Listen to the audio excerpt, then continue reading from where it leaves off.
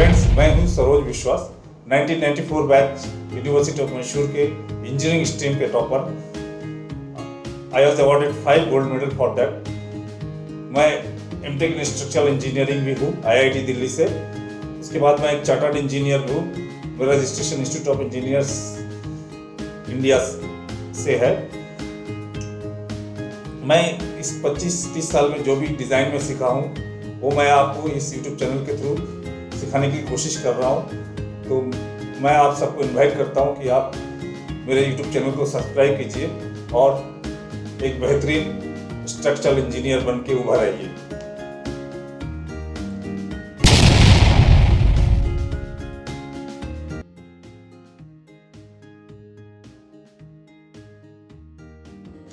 Last time almost हमने सारा design parameter assign कर दिया था। उसके बावजूद कुछ डिज़ाइन पैरामीटर अभी भी रहता है जिसको स्टार्ट में असाइन करना ज़रूरी है।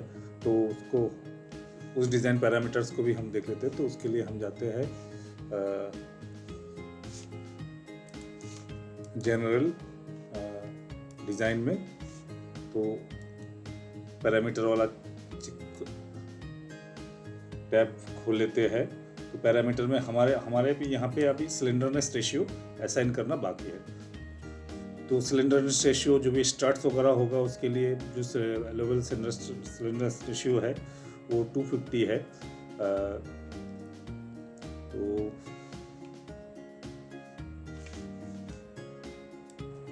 आप यहाँ पे देख सकते हैं IS 800 2007 में A member subjected to compression force resulting only from combination of wind and earthquake action provided such deformation of such member does not adversely affect the stress in any part of the structure। तो इसका जो maximum effective slenderness ratio available है effective slenderness ratio है 250। तो ये चीज़ हमें assign करना पड़ेगा। तो हम सारे स्टार्ट्स को सिलेक्ट कर लेते हैं। Select by specification property name जो भी है हमारे पास। ये स्टार्ट्स, ये तो टेंशन मेंबर है, ये स्टार्ट्स है, ये भी स्टार्ट्स है। तो ये जनरली इफेक्टिव लेटरल लोड के केसेस में होता है जो कि आर्थिक विंड लोड केसेस होता है। तो इनको हमें असाइन करना पड़ेगा सिलेंडरनेस रेशियो ऑफ 250। तो हम यहाँ पे जाते हैं डिफाइन पैरामीटर में after current main available slenderness ratio. तो इस दफ़ा फिर हम इसमें हम 250 ऐड कर देते हैं। ऐड 250 ऐड हो गया मेरा। तो सिलेक्ट बाय स्पेसिफिकेशन फिर से प्रॉपर्टी नेम और ये हमारा स्टार्ट्स मेंबर है। तो असाइन जो भी हमारा टेंशन मेंबर है उसमें हमारा अवेलेबल सिलेंडरनेस रेशियो जो है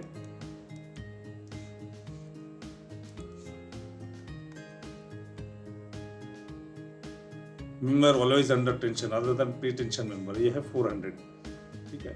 और प्री टेंशन मेंबर में जैसे ब्रेसिंग प्री टेंशन रॉड वगैरह होता है उसके लिए हमें मैक्सिमम सिलेंडरनेस रेशियो सेटिस्फाई करने की जरूरत नहीं है। तो क्योंकि ऑलरेडी प्री टेंशन मेंबर है तो हम इसको बाईपास कर सकते हैं। तो डिफाइन पैरामीटर में जाते हैं फिर से। तो मेन में एंटर -1 टू बाईपास सिलेंडरनेस। तो -1 मैं ऐड करता हूँ। ऐड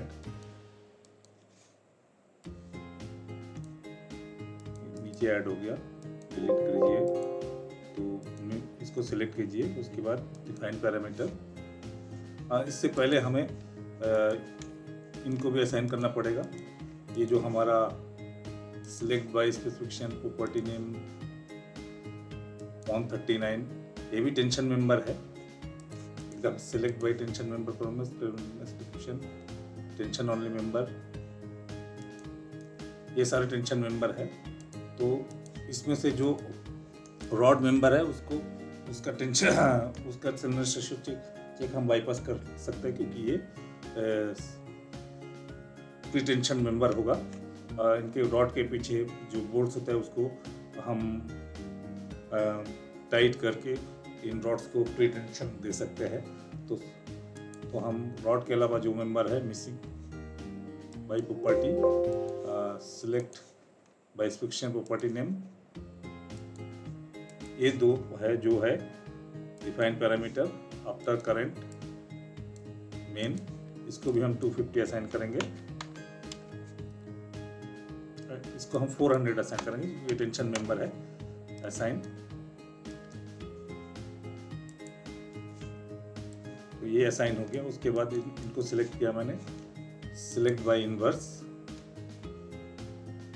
बीम सिलेक्शन, अब मेरा रॉड मेंबर सिलेक्शन हो गया। तो ऐसे भी हम इनको डिज़ाइन कमांड नहीं देंगे क्योंकि लिमिट स्टेट में रॉड का डिज़ाइन नहीं हो सकता है, इसलिए असाइन करे या ना करे कुछ फर्क नहीं पड़ता। लेकिन इसमें जो टेंशन है वो हमें मैनुअली चेक करना चाहिए कि इसका if it is capable to take the tension generated because of various load cases. तो उसमें जो है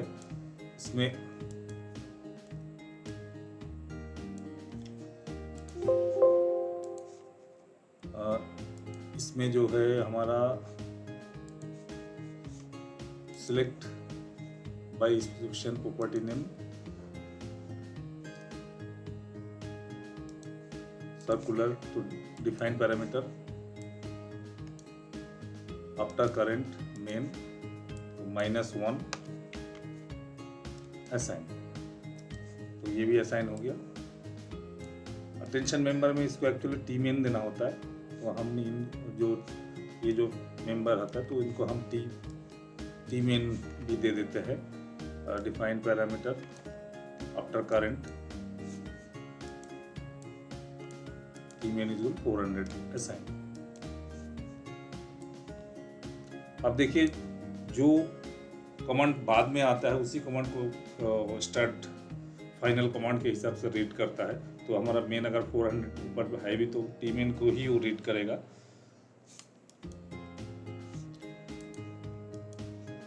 तो ये हमारा लगभग सारे प्रॉपर्टीज असाइन हो गए। अब जो है हम एक दफ़ा, मैंने आपको लास्ट टाइम बोला था कि सारे लोड्स को जब विंड केसेस के बाकी जो लोड्स है वो आप खुद अप्लाई कर लेगा कीजिएगा। मैंने यहाँ पे बाकी सारे loads wind load cases apply कर चुका हूँ। ठीक है, सारे केसेस लोड नंबर 21। तो विंड लोड में मैंने थोड़ा सा चेंज किया था। लास्ट टाइम मेरे विंड लोड कैलकुलेशन करने के टाइम में जो K2 पैरामीटर है, जो हाइट एंड टोपोग्राफी पैरामीटर है, वो उसमें उसको चेंज करना रह गया था। तो विंड लोड अभी थोड़ा सा कम हो गया है। तो आप लोग को पता ही है, विंड लोड मेरे प्रीवियस ट्यूशन में मैं दे चुका हूँ कि विंड लोड कैसे कैलकुलेट करते हैं। तो ये हमारा हो गया सारे लोड केसेस। अब फिर से हम डिज़ाइन में जाते हैं।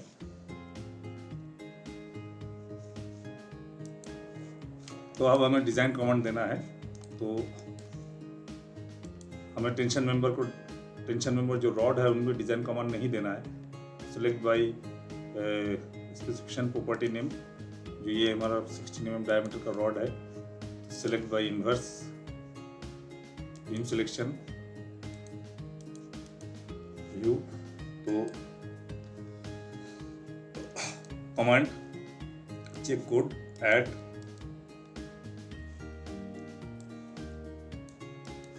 तो इसको हमने असाइन कर दिया।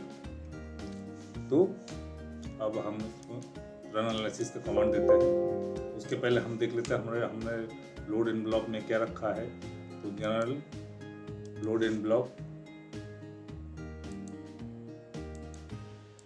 एनवेलप हमने अभी डिफाइन नहीं किया, तो डिज़ाइन कमांड के लिए हमें लोड एनवेलप डिफाइन करना पड़ेगा। तो यहाँ पे एक है लिमिट स्टेट ऑफ स्ट्रेंथ, तो उसके लिए हमारा ये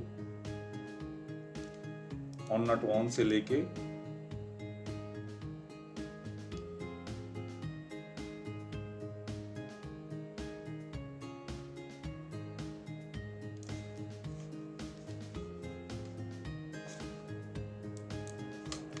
टू 2646 तक है, 101 से लेके हमारा। तो यहाँ पे पहले 101 को सिलेक्ट किया हमने।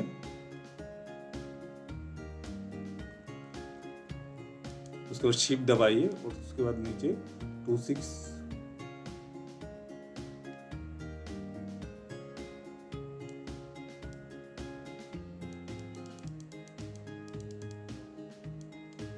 2624 को क्लिक कीजिए तो सारे लोड केसेस सिलेक्ट हो जाएगा। तो ये हमारा डिज़ाइन लोड कॉम्बिनेशन हो गया, ऐड कर दिया। उसके बाद हमारा सर्विसिबिलिटी लोड कॉम्बिनेशन ये हो गया हमारा 5000 से ऑनवर्ड्स जो है वो हमारा सर्विसिबिलिटी लोड कॉम्बिनेशन है।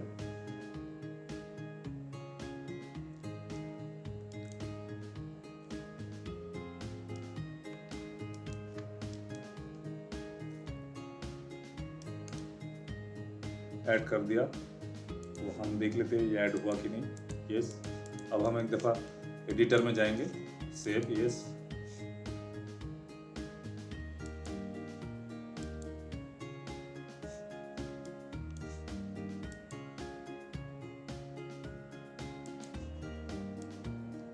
तो हमारा जो लोड केसेस का एंड है यहाँ पे है, जहाँ पे हमारा ये डिफाइन ब्लॉक हो गया। तो यहाँ पे हमें लोड लिस्ट देना पड़ेगा। डिज़ाइन कमांड उसी लोड लिस्ट के लिए डिज़ाइन होगा। तो लोड लिस्ट,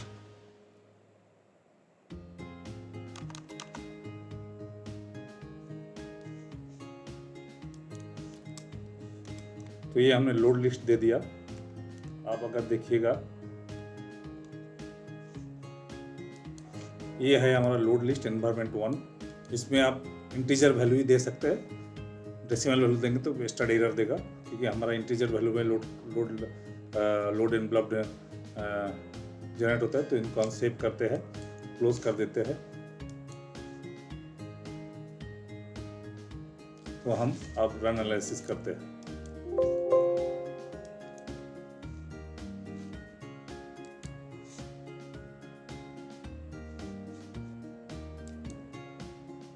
अब देखिए यहाँ पे 12 वार्निंग्स आया है। तो 12 वार्निंग्स क्या क्या है एक दफ़ा हम देख लेते हैं। Done, view output file. तो ये आउटपुट फाइल आ गया। तो ये वार्निंग्स देखिए, वार्निंग्स क्या क्या है।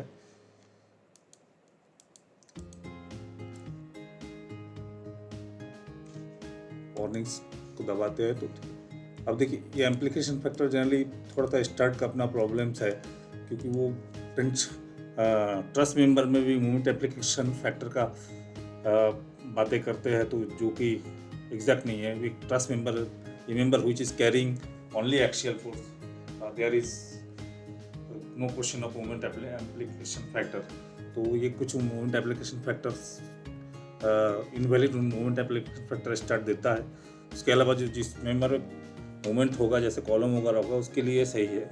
तो उसके लिए कभी कभार हमें सेकेंडरी एनालिसिस जैसे पी डेल्टा एनालिसिस की ज़रूरत पड़ता है, बट सच पी स्ट्रक्चर में हम पी डेल्टा एनालिसिस नहीं करते हैं। और दूसरा चीज़ मैंने आपको पहले बताया था, देखिए क्या क्या लिखा है। Tension compression requesting same run that includes dynamic analysis. तो डायनामिक एनालिसिस में जहाँ पे टेंशन ओनली मेंबर है या कंप्रेशन ओनली मेंबर है, उसके साथ डायनामिक एनालिसिस पॉसिबल नहीं है, क्योंकि डायनामिक एनालिसिस में कोई साइन नहीं होता है। उसका जो सीक्वेंस मेथड होता है उसके लिए स्क्वायर रूट के अंदर सारे फॉर्मूले जाते हैं। तो हम क्योंकि इस स्ट्रक्चर को टेंशन ओनली मेंबर के साथ, सिंपल पीएवी स्ट्रक्चर है, तो टेंशन ओनली मेंबर के साथ ही डिज़ाइन कर रहा है, हम ट्रस्ट मेंबर नहीं दे रहे हैं।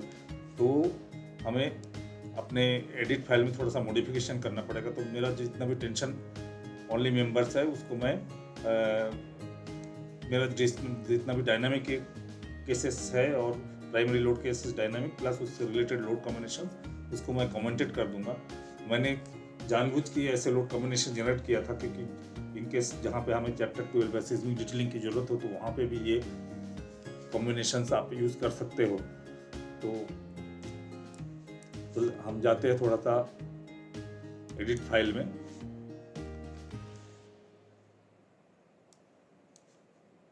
तो सबसे पहले हम कट ऑफ मोड शेप को कमेंट्स कर देते हैं, कमेंट।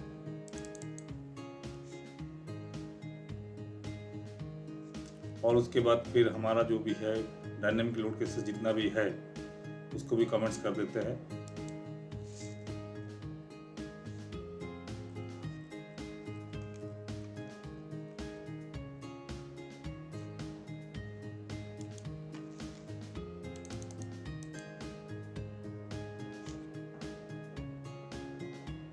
तो उसके बाद हम डायनेमिक लोड केसेस के साथ जितना भी लोड कॉम्बिनेशन है उसको भी कमेंटेड कर देंगे, और हम लोड एनवलप से भी उन लोडों को हटा देंगे।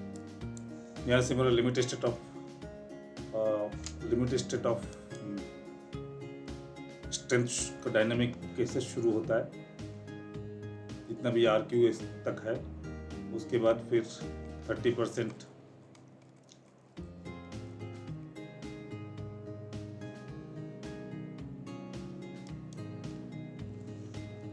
जोन 4 में है, तो उसको भी हम कमेंट्स कर देते हैं, तो ये भी कमेंटेड हो गया। ये सारे विंड लोड केसेस है मेरा। उसके बाद क्रेन लोड केसेस है। क्रेन लोड केसेस में भी हमारा कुछ डायनामिक एनालिसिस है।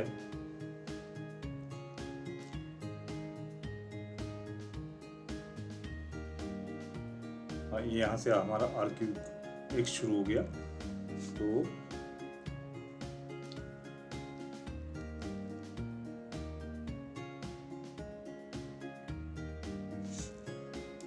यहाँ से मेरा डायनामिक लोड केसेस शुरू होता है, तो यहाँ से लेके जितना भी मेरा डायनामिक लोड केसेस है नीचे तक,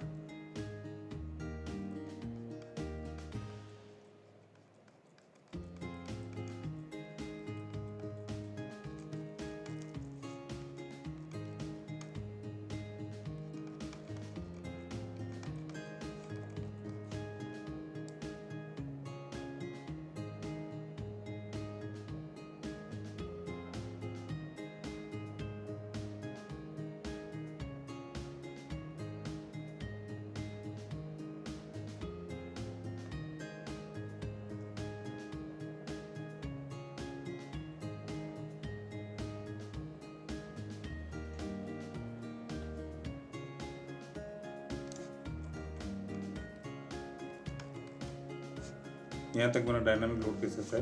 तो शिफ्ट दबा के हम सारे को एक साथ सिलेक्ट कर सकते हैं, तो उनको भी मैं कमेंट्स कर देता हूँ। उसके बाद फिर विंड लोड कॉम्बिनेशन शुरू हो जाता है। तो उसके बाद हम एक दफ़ा, ये मेरे स्ट्रेंथ के लगभग हमने सारे कमेंट कर दिए हैं। तो उसके बाद हम एक दफ़ा सर्विसिबिलिटी में जाते हैं।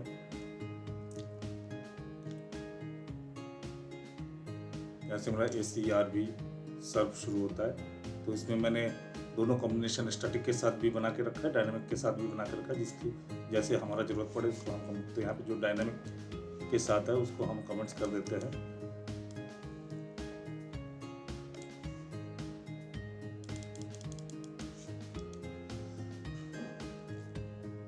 तो उसके बाद हमें लोड लिस्ट, जो हमने लोड एनवेलप जनरेट किया था, उसको भी हमें दोबारा यहाँ पे क्रेन लोड के साथ भी कुछ डायनामिक केसेस है, उसको भी हमें कमेंट्स करना पड़ेगा। कमेंट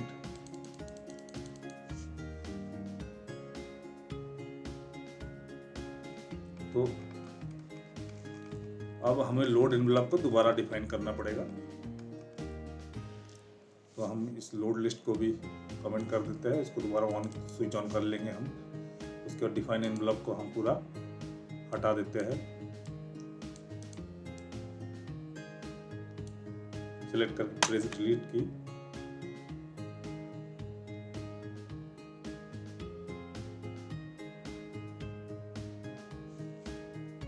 तो हमें सारे लोड एनवेलप भी डिफाइन कर देते, तो उसके बाद सेव करके हम इसको एडिटर को बंद कर देते हैं। तो हम फिर से लोड एनवेलप डिफाइन करेंगे। ये लोड केसेस है, लोड एनवेलप। सबसे पहले स्ट्रेंथ, तो ये हमारा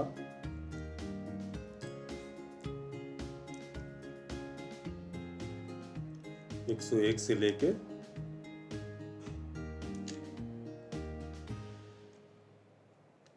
2464 तक।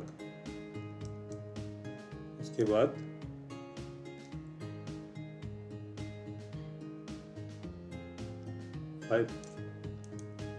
सर्विसिबिलिटी लोड केस,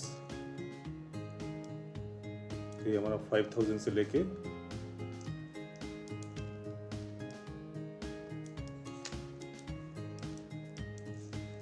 दोनों लोड केस हमारा डिफाइंड हो गया।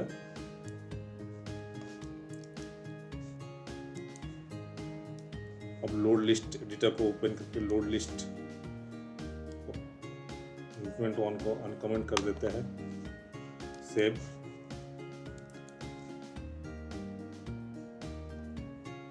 अब हम इसमें रन एनालिसिस देते हैं। ये do you want to run analysis तो इम्प्लीसिट लोड आता है, इस तरीके की स्नो लोड हमने डाल के रखा है जिसकी इसके कारण ये चीज़ आ रहा है। तो उसमें हम एक नॉर्मल सा दे देते हैं कुछ, सो दैट ये बार बार नहीं आए जब भी हम रन एनालिसिस कर दे। तो इसमें हम एक सिर्फ हमारा जो स्नो लोड केस था यहाँ पे, क्योंकि हम दिल्ली एनसीआर रीजन के अराउंड के एज्यूम करके कर रहे हैं, तो स्नो का तो क्वेश्चन होता नहीं है। तो यहाँ पे हम एक सेल्फ वेट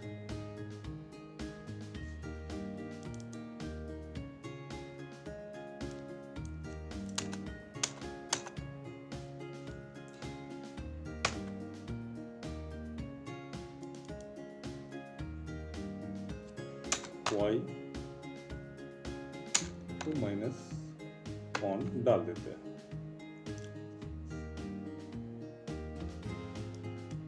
तो एडिटर को हम सेव कर लेते हैं। अब हम रन एनालिसिस करते हैं। तो हमारा रन एनालिसिस हो गया। हम आउटपुट फाइल में जाते हैं। वार्निंग्स है, ये मूवमेंट एम्पलीफिकेशन वार्निंग्स है जो मैंने बोला था।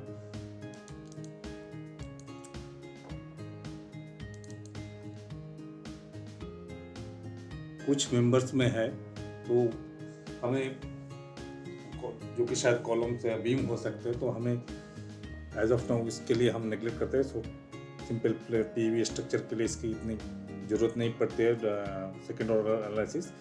चाहे तो हम इसको इंडिविजुअली चेक कर सकते हैं, एक्स्ट्रा मोमेंट डाल के पी डेल्टा कितना डिफ्लेक्शन हो रहा है लैटरल लोड के कारण, उसके कारण जो एक्सियल लोड के कारण जो मूवमेंट जनरेट होगा उसको एडिशन करके हम मैनुअली चेक कर सकते हैं। स्टार्ट में चेक करना इज़ वेरी डिफिकल्ट, क्योंकि इतना सारे प्राइमरी लोड, इतने सारे ये देना पड़ेगा, लोड कमांड देना पड़ता है पी डेल्टा एनालिसिस के लिए, जिसमें एक हर दफ़ा एनालिसिस होता है। तो it will be a long process of analysis जो कि फिजिबल नहीं होता है। तो इस टाइप की चीज़ों को मैनुअली चेक करना ही बेटर रहता है।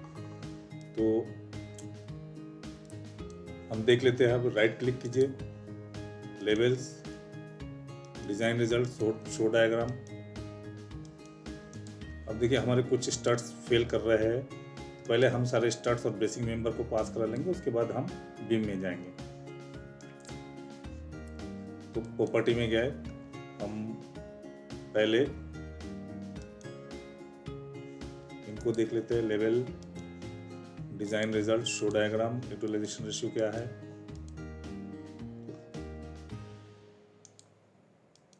ये जो हमारे क्रेन के साथ चल रहे हैं, ये वाला हमारा फेल कर रहा है।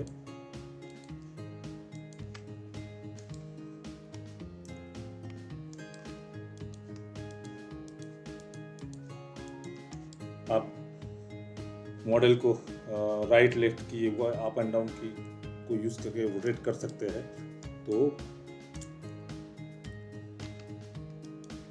इसको हम दे देते हैं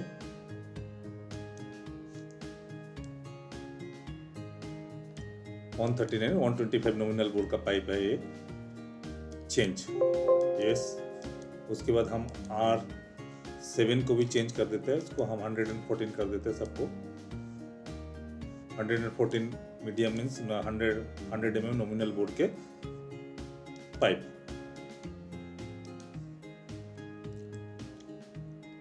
उसके बाद एकदम फिर एनालिसिस करते हैं।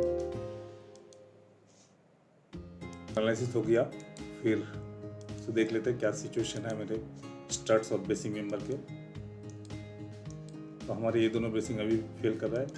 इनकी क्या हालत है, ये पास है, इनको हम कम कर सकते हैं। ये हमारे दोनों स्टार्ट्स को हमें और भी बढ़ाना पड़ेगा, क्योंकि इधर बढ़ा रहे हैं। तो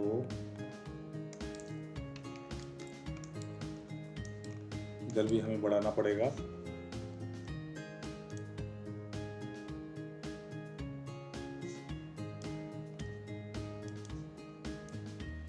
इनको हम 150 नॉमिनल बोर के पाइप दे देते हैं।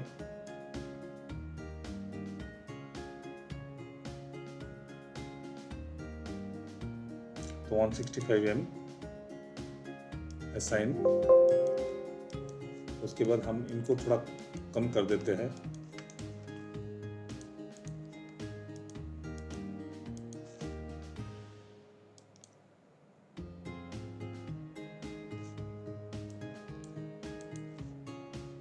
पाइप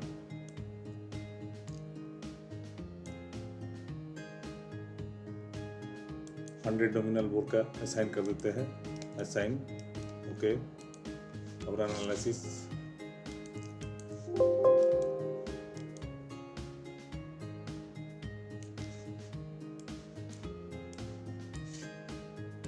हमारा एनालिसिस डिजाइन हो गया। अब देखते हैं लेवल डिजाइन रिजल्ट ओके। तो हमारा ये पाइप अभी भी फेल कर रहा है। तो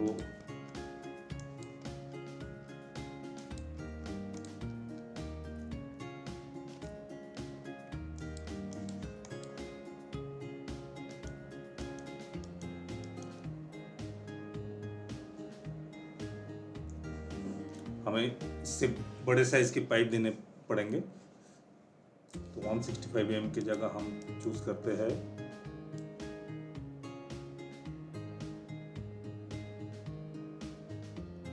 193 mm जो 175 नॉमिनल बोर का होगा। Change close run analysis.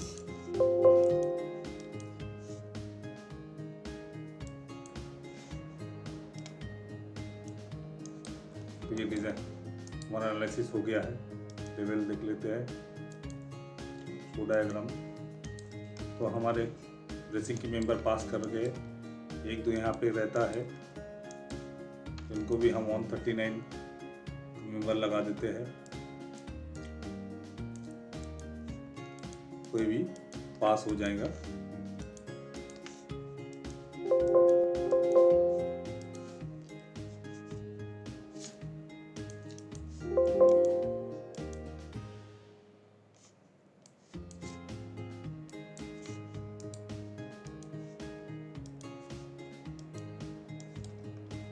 अब ये चीज़ हो गया। अब हमारा नेक्स्ट काम है कि हम सारे मेंबर्स को चेंज करेंगे।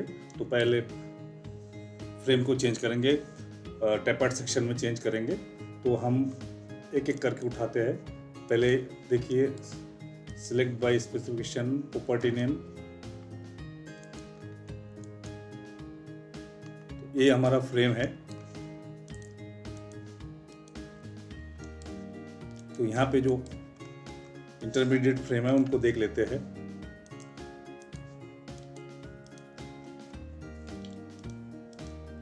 शिफ्ट के नोड नंबर दिखाई देगा आपको, शिफ्ट के प्रेस करेंगे तो अब एक दफा हम इसका मूवमेंट एनवेलप देख लेते हैं। इसके लिए हमें एक दफा पोस्ट प्रोसेसिंग में जाना पड़ेगा। Mode post processing, apply okay. अब देखिए किसी एक का मैं अगर मूवमेंट एनवेलप देखूं, न्यू व्यू,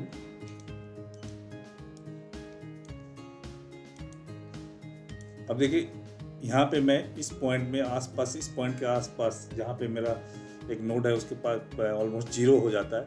सेंटर में इसका वैल्यू एग्जैक्टली फुल हो जाता है। तो हम इसमें एक दफ़ा वैल्यू देख लेते हैं। Design result, show diagram, result, view value, beam results, bending, annotate. तो यहाँ पे 1240 किलोमीटर मीटर और यहाँ पे 762। तो हमें इससे पहले कि हम टेपर्ड मेंबर्स असाइन करेंगे तो उसके लिए हमें एक दफ़ा क्या साइज असाइन करना है वो डिसाइड करना है। तो हमारे पास मूवमेंट है 1240 और 762। तो इसके लिए ऑलरेडी एक एक्सेल फाइल है हमारे पास। ये एक्सेल फाइल में सुब्रमण्यम एन सुब्रमण्यम के डिज़ाइन ऑफ बीम के हिसाब से डेवलप किया है। आप भी सुब्रमण्यम से कैसा पेज डेवलप कर सकते हो। तो हम एक दफ़ा स्टार्ट फाइल में जाते हैं, mode report, beam and process, max Mz. तो ये 1461, इसको हम कॉपी करते हैं और यहाँ पे पेस्ट करते हैं। अब हम बीम का डेप्थ दे के देखते हैं क्या सिचुएशन होता है। 1200 हमारा पर्लिन अगर आज जो है 1.5 मीटर, तो एल जो है डिस्टेंस LT जो है 1.5 है। हमने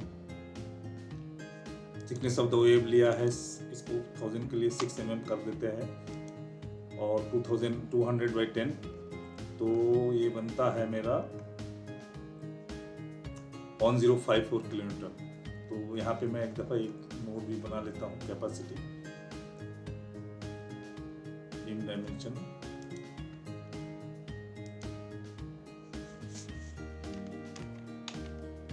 capacity is equal to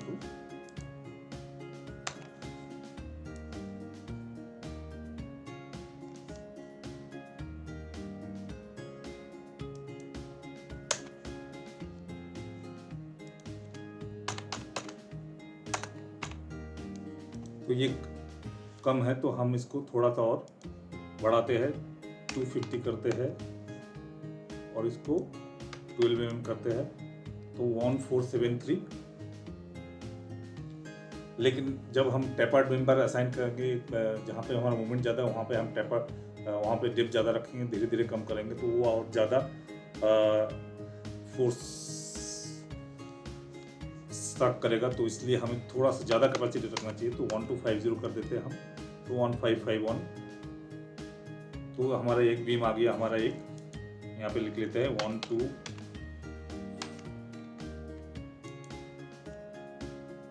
wave on 1250/6 और फ्लैंज इज इक्वल टू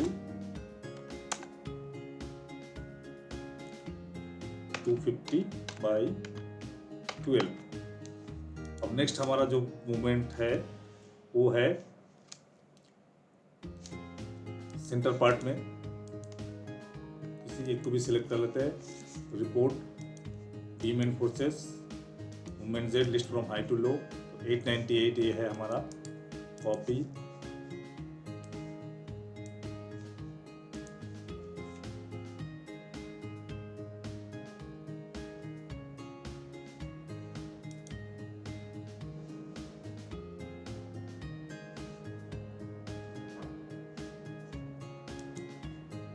ये एनवलप में दिखना चाहिए 898। यहाँ पे पेस्ट करते हैं हम, पेस्ट। तो यहाँ पे देख लेते हैं, इसका डिप थोड़ा सा कम कर देते हैं हम, 800 कर देते हैं, 250, 896 हो जाता है, तो हम इसको 850 कर लेते हैं, तो 964। तो 898 हमें चाहिए, तो थोड़ा सा ज़्यादा हम रखते हैं। तो हमारे पास दूसरा कॉलम जो आ गया, दूसरा बीम का साइज है W, 850/6 और फ्लैंज जो है 250/12। तो इसी के इर्द गिर्द में हम सारे मेंबर्स के साइजेस को टेपर्ड सेक्शन में चेंज करेंगे। मॉडलिंग में चले जाते हैं। अब हमें जो टेपर्ड मेंबर में चेंज करना है उस टाइम हमें ध्यान रखना पड़ता है,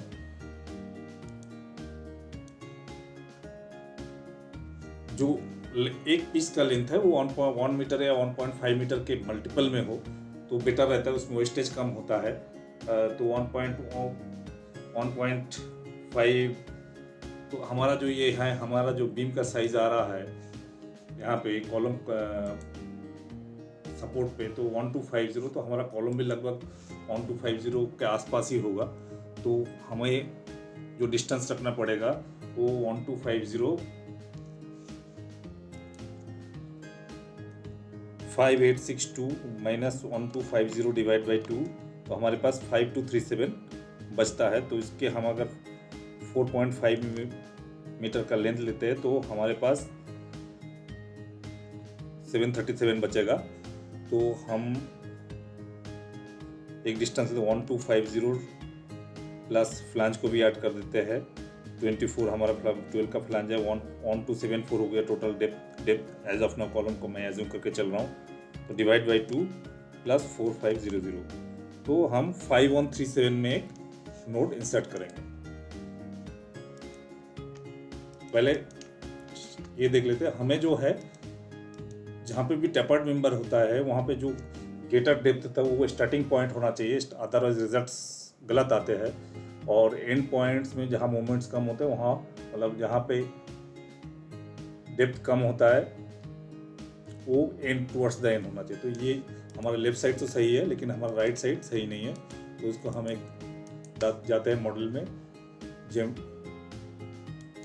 ज्योमेट्री, अच्छा टूल में जाना है, रिडिफाइन इंसिडेंस, स्विच इंसिडेंस कर देंगे। तो अब देखिए यहाँ के स्टार्ट आ गया, तो ये इस पॉइंट में हमारा डेप्थ ज़्यादा होगा। अब यहाँ पे भी हमें देखना पड़ेगा, यहाँ पे सेंटर में डेप्थ ज़्यादा रखना पड़ेगा। तो इस मेंबर को भी हम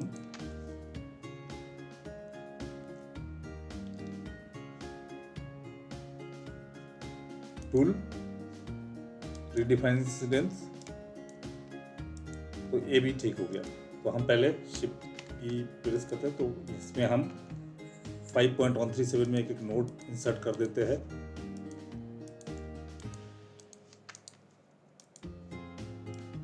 तो ये हमारा नोड हो गया। अब हमारे पास डिस्टेंस बचता है 12.45। तो मैं सेंटर में ऐसे एक पीस रखूंगा, से अराउंड 6 मीटर का अगर पीस रखता हूँ तो 12.45 माइनस 6, तो 6.45 हमारे बचेगा। तो ये हम तो इसको हम अगर 6 मीटर ही रखते हैं तो 12.45 माइनस 6, सेंटर के पीस को हम अगर 9 मीटर रखते हैं तो क्या डिस्टेंस बचेगा हमारा? 12.45 माइनस 9 मीटर का हाफ 4.5, तो 7.95। तो हम यहाँ से इस मेंबर को लगभग हम 7.5 मीटर रखेंगे। तो हमने इस मेंबर को यहाँ पे 4.5 रखा, तो यहाँ से यहाँ तक हमने 7.5 मीटर रखा था। उसके लिए मैंने इस साइड से 4.5 मीटर में नोड इंसर्ट किया। तो अब एक दफ़ा इसको हम एनालिसिस करके देखते हैं, क्योंकि इस पॉइंट में इस पीस को हम यूनिफॉर्म डेप्थ का रखेंगे। तो इस पॉइंट में क्या लेंथ आता है वो हम देख लेते हैं, क्या साइज आएगा। तो वहाँ इस पॉइंट का फिर हमें मूवमेंट चाहिए होगा। तो रन एनालिसिस हो गया। तो अब हम कोई भी एक पॉइंट को सिलेक्ट करके मोड पोस्ट प्रोसेसिंग में जाते हैं, apply, report, beam and forces, maximum movement कितना है, 7/8 है हमारा यहाँ पे मैक्सिमम मूवमेंट। तो हम एक दफ़ा 7/8 के लिए देख लेते हैं यहाँ पे। तब अच्छा नीचे देखेंगे तो वो 8/3 आ रहा है हमारा। कॉपी,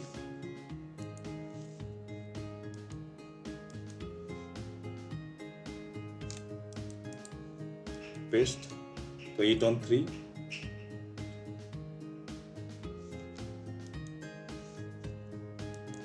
तो 8/3 के लिए हम थोड़ा साइज 800 अगर करते हैं, 896, तो 700 अगर करते हैं, 766, 750 अगर करते हैं, 831, दिस इज ओके। तो हम बीच में इसको भी हम कम कर सकते हैं, 707 हो जाता है ये। तो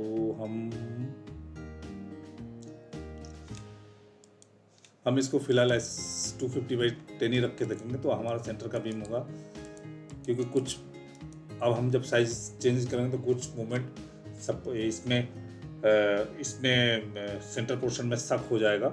तो ये हमारा हो जाएगा 750/750 इसको 5 कर देते हैं हम, 5 750/5 तो 685 करने 686 करने से कितना होता है, 707 हो जाता है। ये बहुत कम हो जाएगा, तो हम इसको 12 ही रखते हैं और इसको कर देते हैं 5। तो 750/5 और 250/12 हमारा सेंटर का बीम हो जाएगा। तो फिलहाल ये साइज ऐसे देखिए, हमारा जो ज्योमेट्री है उसके समय हमने जो साइज रिक्वायर्ड साइज इसके लिए कैलकुलेट किया है, यहाँ पे अगर आप देखेंगे हम तो यहाँ पे उससे ज़्यादा डेप्थ आएगा। तो उसके लिए क्या डेप्थ आएगा वो हम एक दफ़ा देख लेते हैं। उतना डेप्थ हमें प्रोवाइड करना पड़ेगा ज्योमेट्री के कारण। तो हम एक दफ़ा हमारे ऑटोकैड फाइल में जाते हैं। तो हमारा जो स्लोप है वो है 1:10 का। तो एक लाइन मैं पहले ड्रॉ कर लेता हूँ। F8 प्रेस करूँगा तो स्ट्रेट लाइन आएगा। अब यहाँ पे मैं एक लाइन ड्रॉ करता हूँ, F8 ऑफसेट 10,000 और यहाँ पे ऑफसेट 1000। तो ये मेरा स्लोप हो गया।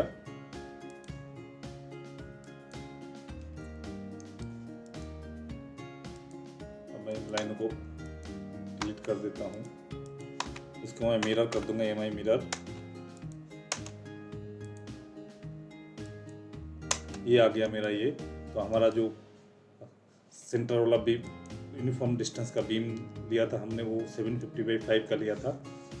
तो लेट अस ऑफसेट पहले तो 12 mm का फ्लैंज दे देते हैं, ऑफसेट 12। उसके बाद हम ऑफसेट 750, फिर से ऑफसेट 12 mm।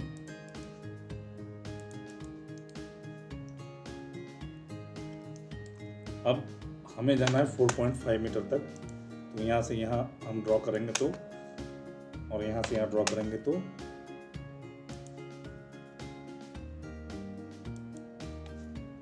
ऑफसेट 4500, इधर भी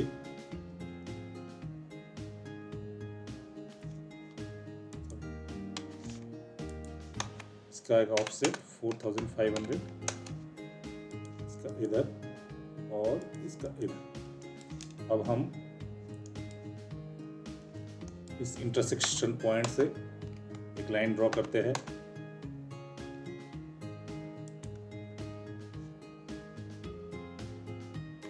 थोड़ा एक्सटेंड करना पड़ेगा,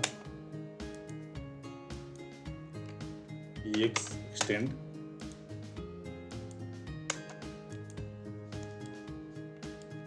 तो यहाँ इस पॉइंट से हम एक लाइन ड्रॉ करते हैं।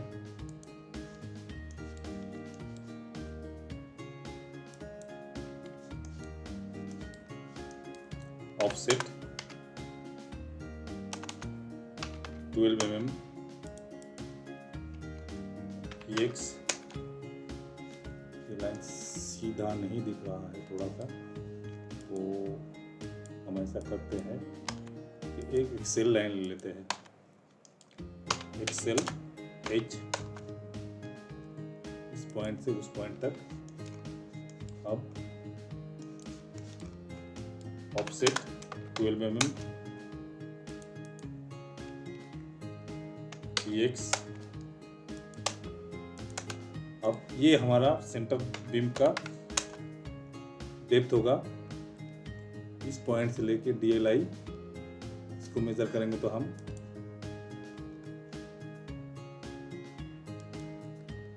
1194 हमारा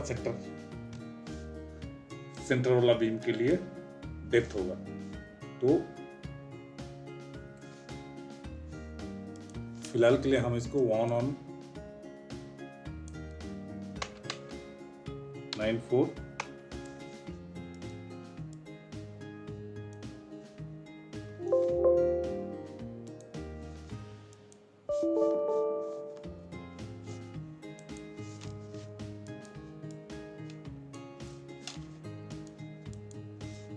सेंटर वाला भी 1 on 9/4/6 ले लेते हैं 250/12।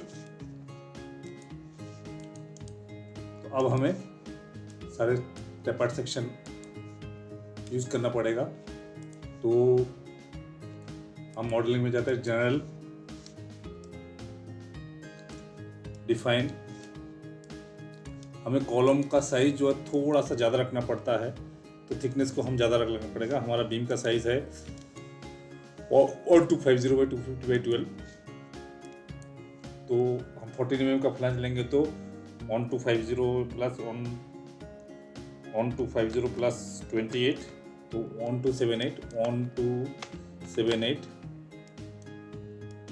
1278.25.014 ऐड।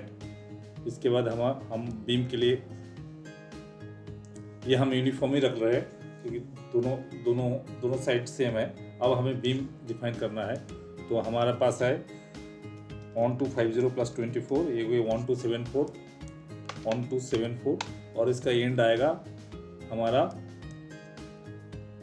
750 का, 750 प्लस 24 ये हुआ 774, तो 774 इसको भी ऐड कर दिया। सॉरी, मैंने थोड़ा सा गलती कर दी, यहाँ पे पॉइंट्स में लेना पड़ेगा। 1.278 ओके, चेंज, यस। और ये हो गया 1.274 एंड 0.774, चेंज। और नेक्स्ट हम फिर डिफाइन टेपर्ड 0.774, 0.005, 0.774, ये हमारा यूनिफॉर्म बीम लगे 0.25, 0.012 ऐड। उसके बाद हमारा आ जाता है टोटल डेप्थ, हमारा जो सेंटर वाला बीम का है 1 on 9/4/6 250/12। तो इसका हम फ्लांज को थोड़ा सा कम कर सकते हैं। तो हमारे यहाँ पे एक्चुअल में 896 मोमेंट था, 896 अगर मोमेंट था, 898 कुछ मोमेंट था, इसको चेंज कर देते हैं। तो हम इसको 1 on 9/4 कर देते हैं। तो यहाँ पे बहुत ज़्यादा मोमेंट आ रहा है, तो हम इसको 225/10 करते हैं, 200/10 करते हैं, तो 990 ऑन आ जाता है। ठीक है, थोड़ा सा बढ़ेगा तो ये हम 200 सेंटर वाला बीम को हम 200/10 करेंगे। तो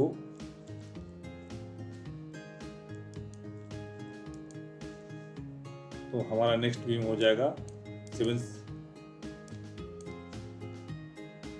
1 on 9/4 प्लस 20, 1.214, 1.214, 774 और 200/10।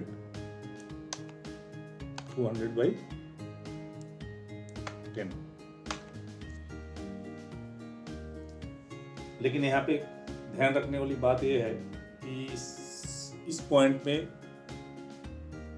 स्टार्टिंग पॉइंट में इसका मूवमेंट कैपेसिटी कुछ ज़्यादा हो सकता है, तो ये फेल भी कर सकता है। तो एज ऑफ नाउ हम ऐड करके देख लेते हैं। उसके बाद जो भी चेंज करना पड़ेगा वो हम चेंज कर लेंगे। तो हमारा पहला भी ये हो गया। देखिए, कभी कभार इसके बीच में नोड आ सकता है, तो हमें इंटरपोलेट करके साइजेस को उसी हिसाब से लगाना पड़ता है। इस मॉडल में बीच में टेपर्ड जो एक्चुअली टेपर्ड मेंबर है उसके बीच में नोड नहीं आ रहा है, मेरा स्टेट मेंबर्स के बीच में ही नोड आ रहा है। तो ये मेरा स्टेट मेंबर है।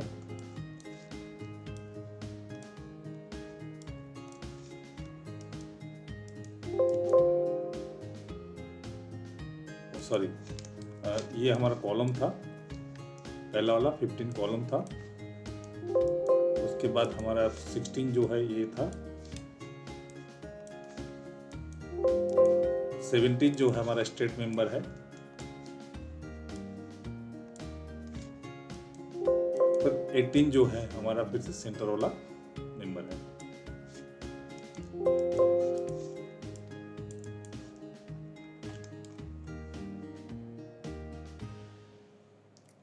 तो एक दफ़ा हम इसको 3D भी देख लेते हैं सेलेक्ट करके, सही बना भी है कि नहीं। तो ये हमारा सही दिख रहा है, जो हम चाहते थे उसी टाइप की प्रोफाइल आ रहा है। तो अब हम एक दफ़ा रन एनालिसिस कर लेते हैं, इसके डायमेंशन हटा देते हैं, run analysis.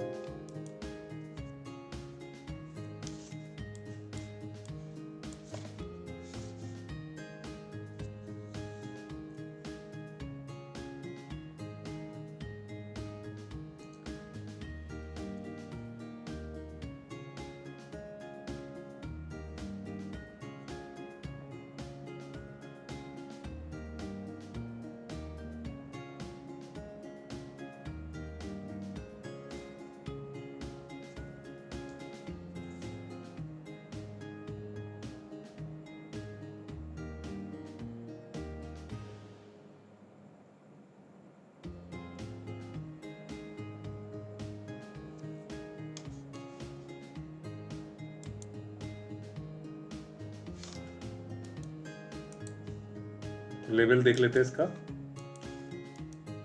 Okay, level, design result, show diagram, apply. तो ये सब फेल दिखा रहा है एज ऑफ नाउ। तो हमें इसके साइजेस बढ़ाने पड़ेंगे। किस चीज़ में फेल कर रहा है, देखिए सेक्शन 8.4 में सब फेल हो रहा है। इसका मतलब हमने जो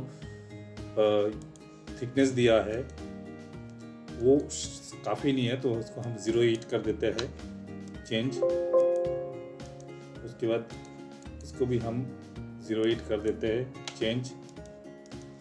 उसके बाद हम 0.6 कर देते हैं इसको, चेंज। उसके बाद हम इसको भी 0.8 कर देते हैं, चेंज। अब फिर से हम रन एनालिसिस देते हैं।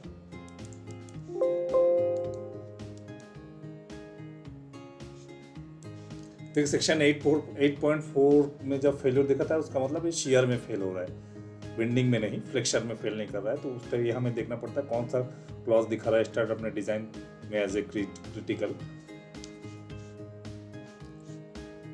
हमारा डिजाइन हो गया। तो अब इसका रेशियो देख लेते हैं फिर से, शो डायग्राम।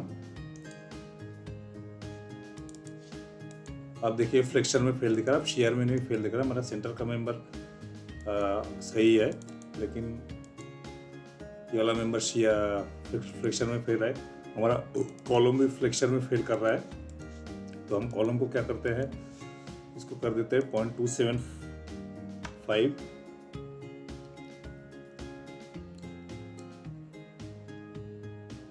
चेंज। और बीम को कर देते हैं, इसको भी 0.275।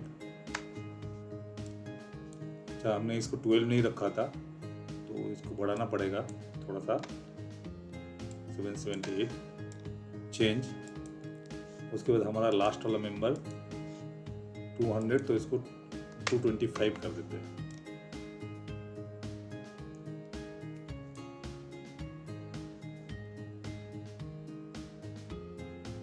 $770 होगा ये एक्चुअल में, चेंज।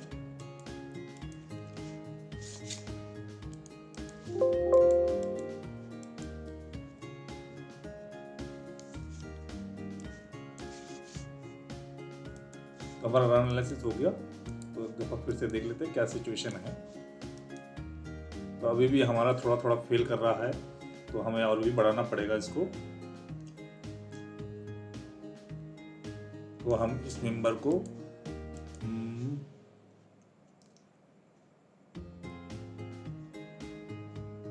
ऑन टू 7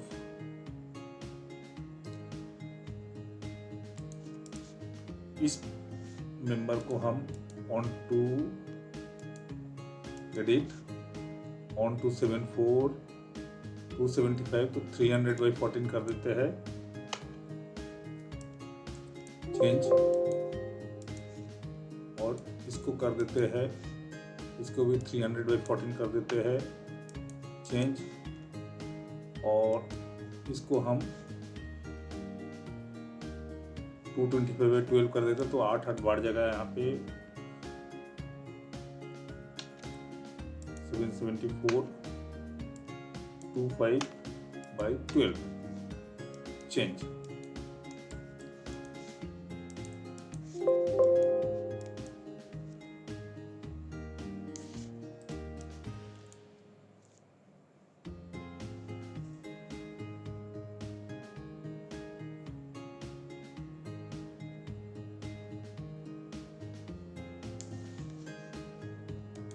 अब देखिए अभी भी थोड़ा मेंबर हमारा फेल है।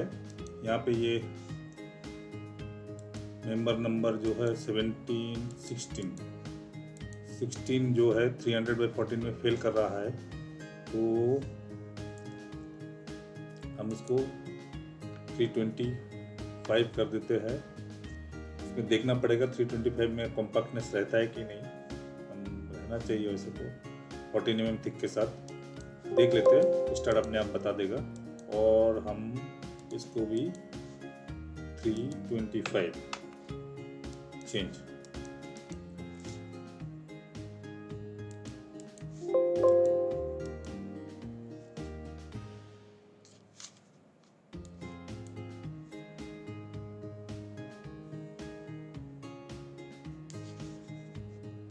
डिजाइन हो गया डन, लेवल।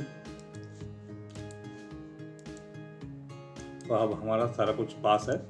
तो ऐसे ही हमें बाकी बीमों का मूवमेंट देख के उसको टेपर्ड सेक्शन में चेंज करना है और उसको पास करके देखना है। अल्टीमेटली फिर सारे जब पास हो जाएंगे तो एक दफ़ा जहाँ पे रेशियोज थोड़ा कम है उसको थोड़ा बीम मेंबर्स को कम ज़्यादा करके हम इकोनॉमी अचीव कर सकते हैं।